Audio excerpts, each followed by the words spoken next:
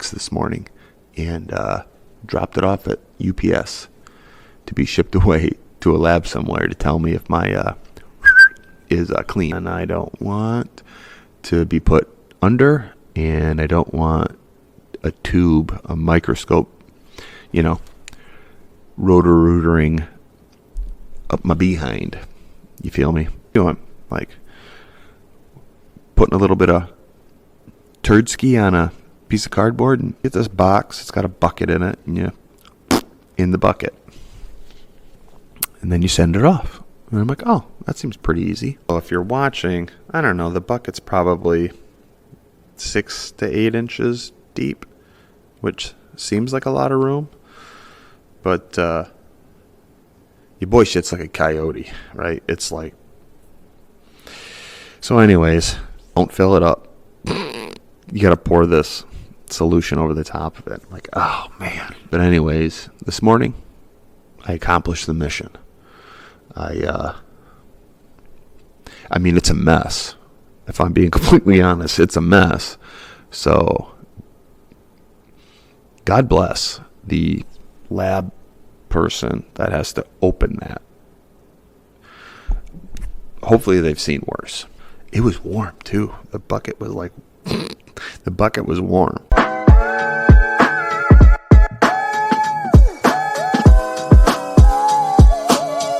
All right, men. We're getting back into it. Had to cancel the podcast that I was going to have with Michael Brower today because I was going to do an on-location deal. Drive down to Muskegon, hang out at the brewery, and do it all right there on site, which I'm excited about because I really haven't done any off-site podcasts, and I was stoked. I still am stoked. We're rescheduling. I'm going to do it next week, Thursday, as long as the weather cooperates. That's the reason why we had to cancel it today, because it's about an hour and a half for me to drive from here to him, and it's an absolute shit show outside. The weather's not cooperating at all. Everything was canceled today. All the schools are closed. I mean, this little section of the west coast of Michigan it's shut down. It's freezing. It's windy. We got a shitload of snow last night. The ground is frozen. The streets are slick. So your boy's not taking a chance. Excuse me. Your boy is not taking a chance. I'm not trying to get caught up in all that shit outside. Speaking of shit, some of you watching and listening are my age. And little PSA. If you're in your mid-40s, it's time to get your colon checked. Okay? Check for polyps. Check to make sure your pipes are clear. Why am I talking about this? Well, I shit in a box this morning and dropped it off at UPS to be shipped away to a lab somewhere to tell me if my is clean. Yeah, real interesting story. So I had my physical about a month or so ago, and a doctor and I talked about the fact that it's probably time for a colonoscopy. And I was like, man, I don't want to be put under, and I don't want a tube, a microscope, rotor-rootering up my behind. You feel me? There's got to be another option. He said, well, there is. Colonoscopy is every 6 years once you have one, once you hit this age in your mid-40s. But you can do this other thing, but you have to do it every 3 years. And I'm like, all right, I'm listening. I'm hearing you. What am I doing? Like putting a little bit of turd ski on a piece of cardboard and shipping it off? He's like, no. You can get this box. It's got a bucket in it, and you in the bucket, and then you send it off. And I'm like, oh, that seems pretty easy. And then I got it in the mail, and it's like a whole thing. There's like a toilet seat deal you put down. You put this bucket in there. You got to go in the bucket, but it also says don't fill the bucket. So if you're watching, I don't know, the bucket's probably 6 to 8 inches deep, which seems like a lot of room, but your boy shit's like a coyote, right? It's like... So anyways, the instructions said, don't fill it up. You got to pour this solution over the top of it. I'm like, oh, man. So I was kind of dreading it. But anyways, this morning, I accomplished the mission. I mean, it's a mess. If I'm being completely honest, it's a mess. So, God bless the lab person that has to open that. Hopefully they've seen worse. But I got it done. It was warm too. The bucket was warm. But real easy process. Box comes, everything's inside. Take it out, put it on the pot, seal everything back up, put it back in the box, seal the box up, drop it off at UPS, and it's gone. I'm just going to be sloshing around in this bucket on the UPS truck and maybe in a plane, wherever it goes. I don't know exactly where it goes, some lab somewhere. They test it, and then they send the results to my doc. So hopefully it comes back good to go, and then I just got to do it again in 3 years, and again and again and again and again. And if, God forbid, they find something, then I have to have the actual, scope up the poop chute to look around and see what's up.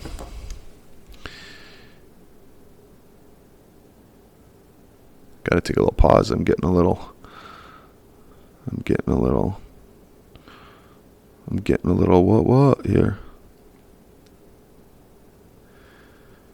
I don't know. We'll follow up on that.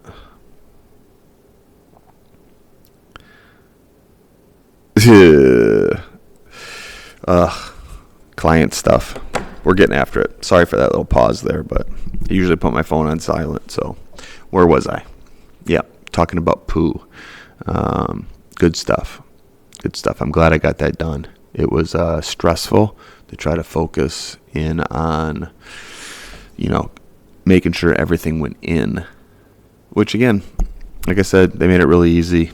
The bucket toilet seat thing worked out just perfect. So, men in your 40s, I suggest doing that unless you want to get put under and have stuff shoved up your butt. That's completely up to you.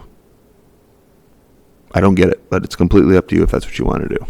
You don't have to go through the drinking the solution shit or the suppository, whatever that stuff is that makes you shit like crazy to clean out.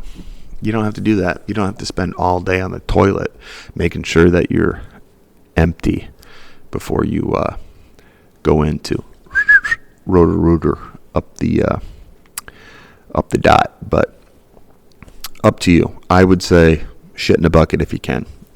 If it's available to you, that's what I would do. Honestly, that was literally probably the only thing that comes to mind for today, other than I was really excited to go to Muskegon and hang out with my boy and talk about ultra running, which I can't wait to dive into that with Michael. I mean, that's gonna be really fun, and what I'm kind of focused on, also, I have been posting a lot about, in particular for men and young men, to take care of themselves, make themselves right, get healthy if you're not healthy, eat good food if you're not eating good food, make some changes in your life. I'm doing that for two reasons. Number one, I hope that if 1% of the people that watch the content that I'm putting out with regards to, the healthy eating, the strong, healthy body, working out, meditation, doing all the things to make yourself a better man. I hope that 1% see that and it resonates and they're like, yeah, I'm gonna make a change. That's a win. And the other part of it is for me, holding myself accountable, putting this out into the universe because I want the universe to have my back. And I know that if I hold myself accountable in this way, not only say but do, it's going to help me. I'm on a mission to live the best life I absolutely can, both physically and mentally, because I know that if I'm mentally strong and physically strong, everything else is so much easier. I am a better husband. I am a better father. I am a better friend when I got my shit together. And it starts by what you put in. And that's visually, that's through food, that's through exercise. What you put in is what you get out. And I'm sure you've heard that before, that what you put in is what you get out. It's so many things. I've struggled for a long time with really wanting everybody who watches, listens to what I'm putting out. I struggle with being my real, authentic self. I've been holding a lot back, and it doesn't work for me. My friends and my family know who I am. They know that every day, without question, I get movement in. Every day, without question, I focus on making sure my mind's right for the day, whether that's through meditation, through cold plunging, reading, a mixture of the three or all of them. I definitely try to do all of those things every day. The movement is without question, whether that's hitting heavy weights at the gym or even just doing some cardio at the gym or yoga at home or going for a run or going for a walk. Your boy moves his body every day to try to improve it and make it stronger. There are no days off when it comes to that. A rest day for me would be a little bit of maybe just walking on a treadmill or going for a walk outside and doing some stretching or yoga. That's a rest day. I'm always moving. I wish I would have done this when I was younger. It's really been more of a focus in my late 30s, and as I've gotten into my mid 40s, getting into my late 40s, I want to be the best version of myself that I can be every decade until the end. I want to go out peacefully at the end. I don't want to have any health problems that fucking suck. All right, so I know that if I put good things in my body, I try to eat whole foods, organic foods, blessed to be able to just go to the grocery store and buy whatever I want, and make sure it's not full of a bunch of dog shit. I know that some people aren't fortunate in that way, and I would say yet, you'll work towards that, but if you're spending $15, $20 a day, twice a day at some fast food restaurant, you're fucking everything up, all right? You can take that money and save it. If you're drinking 6 fucking energy drinks a day at $2 to $3 a whack, come on, drink water. If you're smoking cigarettes, quit cigarettes. Stop spending $100 Friday and Saturday night at the bar. It's ridiculous. I know, because I did it. Energy drinks, cigarettes, $150 on a Saturday night at the bar. It was fun, and I could recover a lot better back then, but that shit doesn't play anymore. If you want to be a high value man, you got to do high value shit. You got to surround yourself with high value people, high value friends. If you're single and you want a high value mate, they're not going to want you unless you're high value. You feel me? Do you understand what I'm trying to say? Make your body feel the way you want it to look. Make your body look the way you want it to feel. There's a lot of poison out there, whether that be in food or on social media or on the news. You start to slowly delete the poison and welcome the good stuff. Man, I'm telling you, everything falls into place. It really does. And you end up inspiring. And That's what we want. We want a culture of inspiration. We want good people. We want happy, healthy people. Yep, you can be happy and unhealthy. I don't know if I 100% subscribe to that, but and you're not going to be happy every day. Things are going to happen. In fact, the older I get, the more I'm leaning more into understanding that I'm going to see a few more funerals than I am going to be weddings, a few more hardships and less, babies, which are a blessing. And then I'm going to get to another age where I'm going to come back through and see more weddings and more families growing, which is exciting too. But there's this, this kind of slow moving, I wouldn't call it a roller coaster, but there's peaks and valleys in life that are going to happen. And everything changes from decade to decade to decade for as long as you live. You're going to have the great job, and then you're going to have the shitty job. And it's all in how you look at it. It's all in how you frame the way you want your life to be. The one thing I will touch on quickly is finances. If I could go back and tell my 21-year-old self to just save it, to just save the money, don't buy anything on credit if you don't have to. Save your money. Have enough to take care of yourself for 6 months in the bank. It would have been a game changer for me as I progressed into my 30s. But I had a young family. I mean, I was in my early 20s when my son was born. And I got to be honest, I definitely wasn't ready to be a dad. And life was different back then. Life was way different back then. Way different than it is today. Like I said, I really didn't start focusing on making myself right until my late 30s, my mid to late 30s. So it's been about a decade of really, learning, tweaking, changing things, getting better at some things, learning how to get better in the gym, learning how to be a better runner, learning how to eat better, learning how to really pay down debt, save money.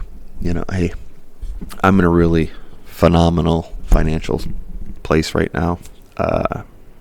It allows me to do whatever I want to do, which is, it's a blessing. But it came with a shitload of hard work. You don't get into that space of being able to just do whatever you want to do unless you put in the hard work. There was a lot of stress and anxiety with, paying off all the debt and then opening up a business, being like, hey, now we've got all this extra money laying around. Why don't we fucking buy a building and start up a business? Yeah, great idea. Fortunately, with hard work, it was a successful business. And because of that success, we were able to sell it. But we would have never been able to do what we did without first getting our finances in order. You can leverage, you can credit card, you can mortgage, all that shit. But the stress of having to pay it down is something that I don't want. And I'm probably never going to do it again. Owning, being an entrepreneur is fun, it's exciting, and it's also stressful and really difficult. Managing people, managing the business, managing customers. I said today to my wife, I said, I think really, honestly, the smart move, if we were to branch out from the current businesses that we own and get into another, probably would purchase an existing profitable business. Makes more sense than having to grind out a startup. Those years were always fun. Looking back at them, those were a ton of fun, really grinding and bootstrapping the whole thing. But at least I could say I did it. I definitely don't want to do that kind of stress again. Or maybe we won't. Maybe we won't buy anything. We just kind of living. Livin, as the poet Matthew McConaughey has said.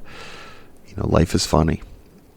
But just every day knowing that we are, as my wife and I, this partnership, doing the things that we know to be beneficial to us, putting in the work in the gym, putting in the work to be mentally strong,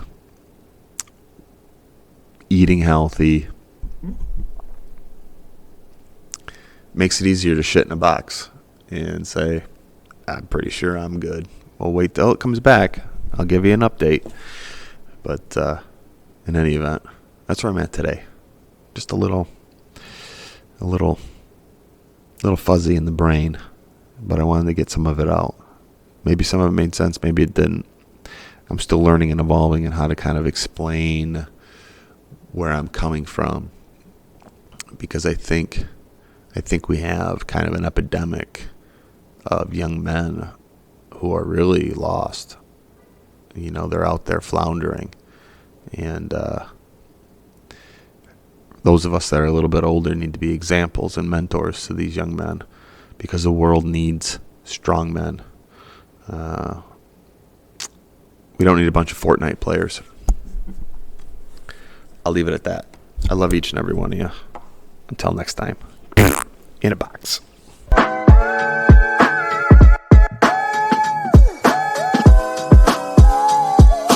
This episode is brought to you by Brandon Ball, broker owner of Dwelling Realty, Keller Williams, Northern Michigan.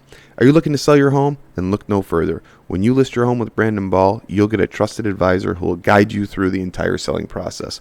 With extensive knowledge of the local market, he'll help price your home competitively to attract the right buyers. And with proven marketed strategies, your home will be seen by the most qualified of buyers. With 17 years in the business, you'll have someone experienced who's on your side. Contact Brandon today to get started selling your home. 231-690-4981. That's 231-690-4981. Or Brandon at dwellingrealty.com. This episode is brought to you by Just Clean, Manistee's premier car wash located at 146 Cleveland Street or just north of the US 31 bridge. Choose their ultimate car wash, folks. That's what I always do because I can't stand my truck being dirty. And the ultimate car wash is the best. It includes a triple foam conditioner, ceramic coating plus wax, and a 60-second heated blow dry. Get in, get out, get looking fly, get the dirt and dust and grime off your vehicle. Choose Just Clean Car Wash of Manistee.